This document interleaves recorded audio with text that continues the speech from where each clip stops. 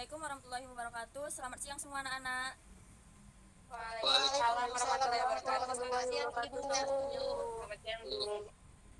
Baiklah, sebelum kita memulai pembelajaran, alangkah baiknya kita berdoa menurut agama dan kepercayaan masing-masing. Berdoa dimulai.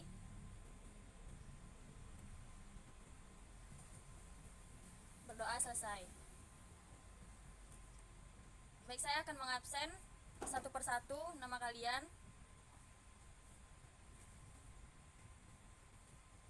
Lutfia Triamanda, Hadir, Bu. Umairah Hasanah Harahap, Hadir, Ibu. Christine Susan Panjaitan, Hadir, Bu. Ainan Fikria, Hadir, Bu. Mulia Bima Setiawan. Hadir, Bu. Oke, baiklah anak-anak. Selamat, Bima. Oke, baiklah anak-anak, kita akan memulai pembelajarannya. Untuk Umairah, Ibu minta tolong tampilin PPT-nya ya. Iya, Ibu. Oke, baiklah anak-anak, sekarang hari ini kita akan mempelajari mengenai pengetahuan pastry. Next, Mai. Yang pertama ada jenis-jenis adonan yang akan kita pelajari. Nah, di sini untuk jenis adonan itu ada adonan padat dan adonan cair. Yang pertama adonan padat terdiri dari adonan padat beragi, yaitu adonan yang menggunakan sedikit bahan air atau hanya untuk menyatukan bahan yang satu dengan yang lain, dan menggunakan ragi atau dalam proses pembuatan adonan atau pengolahan memerlukan proses fermentasi. Contohnya di sini ada adonan roti, puff, dan denis, dan lain-lain. Lalu untuk adonan padat yang kedua itu ada adonan padat tidak beragi, yaitu adonan yang menggunakan sedikit bahan cair dan tidak menggunakan ragi serta tidak memerlukan proses fermentasi. Dan untuk contohnya itu ada adonan pie, cookies, adonan sus, dan lain-lain. Yang kedua ada adonan cair. Untuk adonan cair terdiri dari adonan cair beragi dan adonan cair yang tidak beragi. Yang pertama, adonan cair yang beragi, yaitu adonan yang menggunakan lebih banyak dari bahan lainnya dan saat pengolahan adonan berbentuk cairan. Jadi adonan cair beragi ini adonan yang menggunakan ragi saat pengolahannya. Contohnya adonan cookies, covertis, bika ambon, dan lain-lain. Kemudian ada adonan cair tidak beragi, adonan yang menggunakan lebih banyak dari bahan lainnya saat pengolahan adonan berbentuk cairan. Contohnya ini untuk adonan cair tidak beragi itu ada fritur, adonan dadar, adonan cake, adonan sifon, spong, dan lain-lain. Lanjut, Mai. Bahan dan alat pembuatan.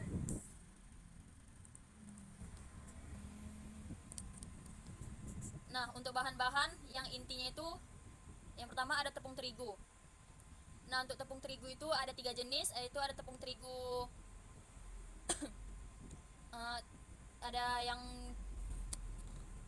ada tepung terigu protein tinggi, ada yang protein sedang, dan ada yang protein rendah. Nah, tepung terigu berfungsi sebagai pembentuk dan pengikat bahan lainnya. Lalu kedua ada gula. Gula berfungsi untuk menghaluskan kram, memberi rasa manis, membantu aerasi, menjaga kelembapan, memberi warna pada kulit, melembutkan kram, dan memperpanjang umur simpan. Lalu kemudian ada telur. Telur bersama tepung membentuk kerangka atau struktur proteinnya untuk cake. Selain itu, telur juga menyumbangkan kelembapan sehingga cake menjadi empuk, aroma, penambah rasa, peningkatan volume, serta mempengaruhi warna dari cake.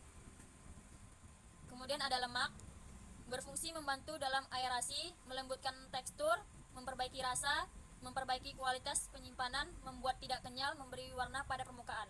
Nah, contoh untuk lemak ini ada margarin, shortening, butter, dan lain-lain. Lalu kemudian ada bahan tambahan. Bahan tambahan di sini ada susu. Susu padat dapat membangkitkan rasa atau aroma dan merupakan bahan penahan cairan yang baik. Air yang ada di dalam susu cair menimbulkan rasa lezat pada kue. Lalu ada garam. Garam berfungsi sebagai pembangkit rasa dan aroma. Garam juga berfungsi menurunkan suhu pengulailan dalam adonan. Selain itu, garam memegang peran penting dalam menimbulkan warna kerak. Lalu ada air sebagai pelarut dan berpengaruh pada kepadatan adonan. Air juga dapat mengembangkan protein dalam tepung yang bertindak menahan gas dari baking powder. Lalu ada bahan pengembang. Nah, untuk bahan pengembang berfungsi sebagai agen aerasi atau pengembang untuk memperbaiki eating quality, memperbaiki warna kram atau lebih cerah. Jenis-jenis pengembang ini ada baking powder, baking soda, emulsifier. Lalu selanjutnya ada bahan pengisi. Nah, untuk bahan-bahan pengisi ini ada buah-buahan.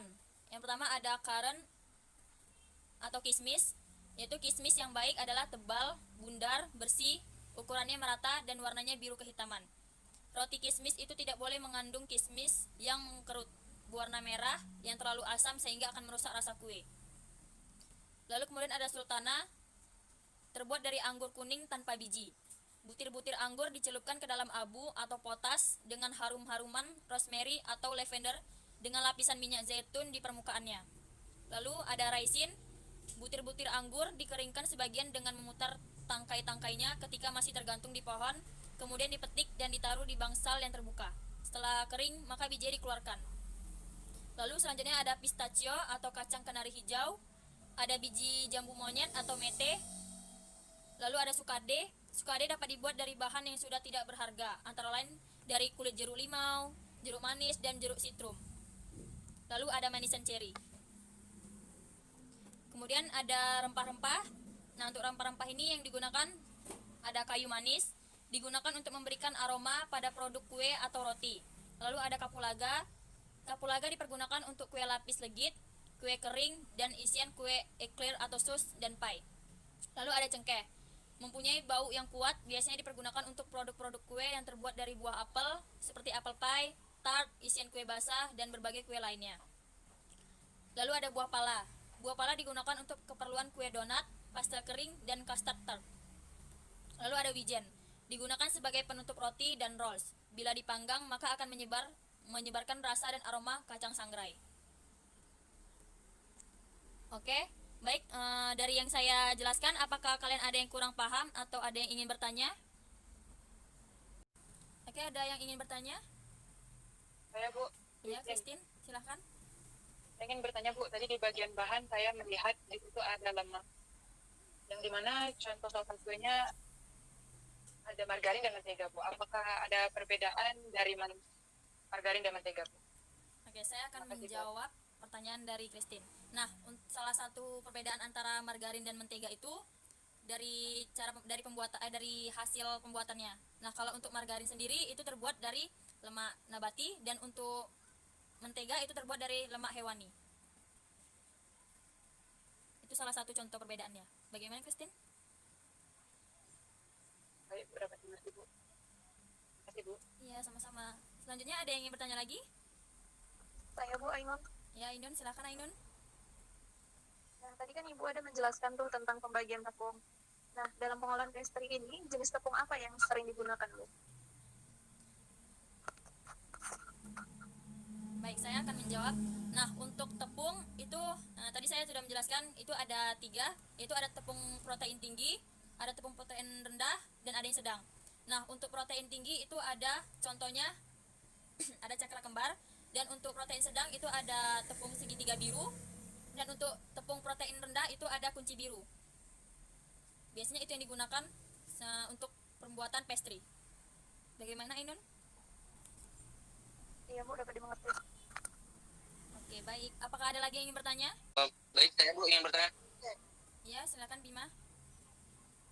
kenapa kalau dalam pastry itu nggak pakai tepung kiloan Bu?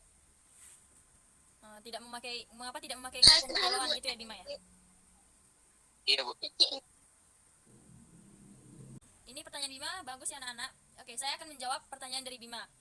Nah, untuk pembuatan pastry itu harus menggunakan bahan yang berkualitas tinggi, makanya tidak bisa menggunakan tepung seperti tepung kiloan. Kenapa? Karena kalau misalnya tepung kiloan itu tidak selamanya akan habis selama sehari, dan itu pasti akan terbuka dan akan ada masuk abu ataupun akan ada binatang yang hinggap di situ. Makanya oleh karena itu lebih bagusnya kita menggunakan tepung yang berkemasan, ataupun jangan menggunakan tepung yang kilauan gitu, nak. Karena di situ bakal nimbul bakteri dan takutnya akan membuat adonan ataupun bahannya itu menjadi rusak. Oke, bagaimana untuk Anan dan Bima? Iya Bu. Baik, ada yang lain yang ingin bertanya, Nak? Ada yang ingin bertanya lagi? Tidak ada? Oke, baik untuk anak-anak. Untuk pembelajaran kita hari ini, apakah ada yang ingin memberikan kesimpulan? Saya Bu, Ya, Ainun, silahkan. ya kesimpulan yang saya dapat dari pembelajaran hari ini, bahwa pastry itu memiliki dua jenis adonan. Yang pertama adonan cair dan adonan padat. Nah, adonan cair itu terbagi dua lagi, adonan cair beragi dan adonan cair tidak beragi. Begitu juga dengan adonan padat beragi dan adonan padat tidak beragi. Nah, terus dari bahan-bahan pastry itu memiliki manfaatnya masing-masing, Bu. Oke, baik Ainun. Ada lagi yang ingin memberikan kesimpulan? Saya Bu, Ya, silakan Umay.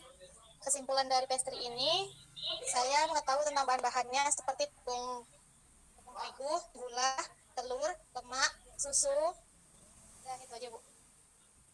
Oke, baiklah. Jadi itu aja yang ingin memberikan kesimpulan. Apakah ada lagi?